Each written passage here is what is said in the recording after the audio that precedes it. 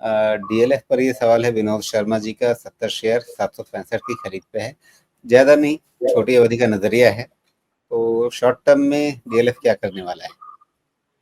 765 पे 15 फायदा मिलेगा कि या फिर सावधान रहें? 765 पे खरीदा है, क्लोज 747 का है। एक छोटा सा गैप है 738 के पास का, आई थिंक वो फिल हो जाना चाहिए। और हाँ, क्लैरिटी तो है डेटा में। डीएलएफ के डेटा की क्लैरिटी ये है कि 700 के आसपास अच्छा सपोर्ट बनता है, उसके पहले बहुत अच्छा सपोर्ट नहीं बनेगा। और एक 738 वाला जिस चीज़ बताया उसको भी ध्यान रखिएगा, बिकॉज गैप फिल होके भी gap can be a support zone, okay, support, हाँ, जोन वो भी हो सकता है। इसका 740 पे भी सपोर्ट है, और अच्छा सपोर्ट आपको ये 700 का ही समझे। 700, 695 इन सब के नीचे क्लोज हुआ तब भी आपको ज़्यादा तकलीफ होगी, फिर 200 ईएमए वाली होगी। सॉरी, तभी आपको ज़्यादा तकलीफ होगी। अदरवाइज ये फिर वहीं से आके आपको रिटर्न देने की कोशिश करेगा। यही दिखता है डीएलएफ में, इससे ज़्यादा तो और कुछ खास विजिबल नहीं है। जी। अच्छा, ये शेयर अभी मतलब 8-9 साल पहले जितनी एनुअल सेल्स अचीव की थी इसने, वापस उस लेवल पे रिकवर होकर के पहुंचा है। तो मतलब क्या है मामला? वॉल्यूम कम हो रहा है, क्या हो रहा है? सेल्स का मैं सेल्स का, देखिए, एनुअल सेल्स का आंकड़ा देख रहा हूँ। आपने 2015-16 में लगभग 10,000 करोड़ का माल बेच लिया था। अभी अगर आप देखें 24-25 में तो 8,000 पे पहुंचे थे। अगर बीते 12 महीने का हाल चाल देखें तो भी 9,000 से कुछ ऊपर पहुंचे हैं। हाँ, तो 15-16 वाले सेल्स को अभी आप रीटेस्ट नहीं कर पाए।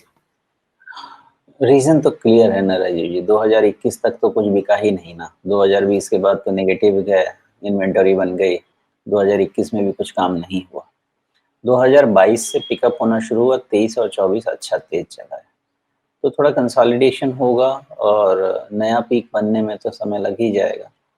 बट जबकि बीच फिर में से इतनी कहानियां सुनाई गई कि अच्छा, कोविड ने सबको समझा दिया है कि नहीं, आपके पास बड़ा घर होना चाहिए, आपके पास घर में ये फैसिलिटी भी होनी चाहिए, वो फैसिलिटी भी होनी चाहिए, अपना एक पॉडकास्टिंग का कोना होना चाहिए, अपना एक वो क्या कहते हैं, वर्क टू होम का प्लेस होना चाहिए, घर को थोड़ा सा अच्छा होना चाहिए, क्योंकि आप 24 घंटे घर में ही रहेंगे तो ये नहीं है कि आप सिर्फ सोने के लिए घर में आ रहे हैं।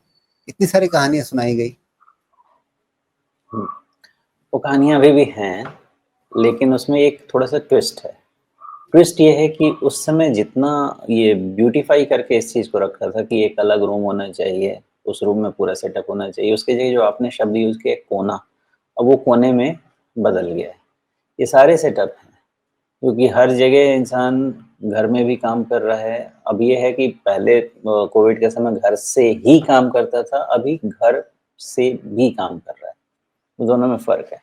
वो चीज़ें हैं, लेकिन रियल एस्टेट का जिस तरह से कॉस्ट बढ़ा है ना, उस कॉस्ट में इतना अफ़ोर्ड कर पाना किसी के लिए पॉसिबल नहीं है। प्लस कंपनीज़ की भी पॉलिसीज़ चेंज हो गई और ये होनी भी थी। मैं तो कई बार कहा था कि वर्क फ्रॉम होम परमानेंट नहीं हो सकता है। सवाल ही नहीं है। आप ठीक है, जो आपके अनस्किल्ड हैं, जिनको आपको टास्क असाइन करना है, एक एसओपी दे दिया, उस टास्क असाइन कर दिया, वैसे लेवल पे काम करा सकते हैं आप घर में। बट ओवरऑल ऑफ़िस का मतलब नहीं रहेगा, इट्स इम्पॉसिबल। वो चीज़ वापस आएगी, लेकिन जी। जो रिक्वायरमेंट है अब वॉल्यूम ग्रो कराना रियल एस्टेट कंपनीज़ के लिए, ये थोड़ा मुझे मुश्किल काम इसलिए लग रहा है कि प्राइसेज़ अनअफोर्डेबल जाते जा रहे हैं।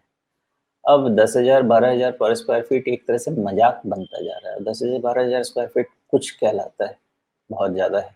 मतलब आपको अगर 1,000 स्क्वायर फीट भी लेना है तो 1.5 करोड़ के नीचे तो क्या ही सोचना है। तो इसलिए मुझे नहीं लगता कि ये कोई और काम करने वाला है। प्राइसेज़ तो नीचे नहीं आने देंगे, मार्जिन्स पे काम करेंगे। बेचने का तरीका चेंज करेंगे, अल्टीमेटली बेचने का तरीका ही चेंज करेंगे। अब आप देख रहे हैं कि 10-15 करोड़ के घर भी बेचे जा रहे हैं वैसे लोगों को बोल के कि अल्ट्रा लग्ज़री लिविंग और पता नहीं कौन-कौन सा लिविंग है वैसे। तो फ़ोकस चेंज होगा, वॉल्यूम से ज़्यादा मार्जिन पे। फोकस होगा, मुझे लगता है। जी, ओके। अच्छा, मान लीजिए 1.5 करोड़ का घर लेना है, 1.5 करोड़ नहीं, कोई थोड़ा सस्ता भी ले, 1 करोड़ का ले, और मान लीजिए उसकी इनकम है 70-80 हज़ार भी है, तो सारा का सारा पैसा होम लोन ईएमआई में तो जाएगा नहीं। 70-80 हज़ार कमा रहा है, बाकी सारे खर्चे काट कूट करके भी अगर वो मान लीजिए 50 हज़ार की ईएमआई भरने का भी हौसला जुटा ले, तो 50 हज़ार रुपए की ईएमआई पे 1 करोड़ रुपए का मकान खरीदने के लिए मान लीजिए अगर वो 5-10 लाख रुपए अपनी जेब से भी लगाता है, 90-95 लाख रुपए का होम लोन लेता है, कितने साल का उसको होम लोन लेना पड़ेगा? देखिए, पहले क्या था ना राजीव जी, ये आपको लाइव एग्जांपल में देता हूँ, नाम तो नहीं लूँगा। पहले क्या था कि नॉर्मली घर, एक तो था कि रिटायरमेंट के बाद घर बनाते थे लोग, कि रिटायरमेंट का पीएफ का पैसा मिला तो घर बनता था। दूसरा सिनेरियो ये आया कि घर ले लिया अपने मिड-20s में या अर्ली 30s में, और मिड-40s तक या फिर लेट 40s तक वो लोन चुका के सेटल हो गए।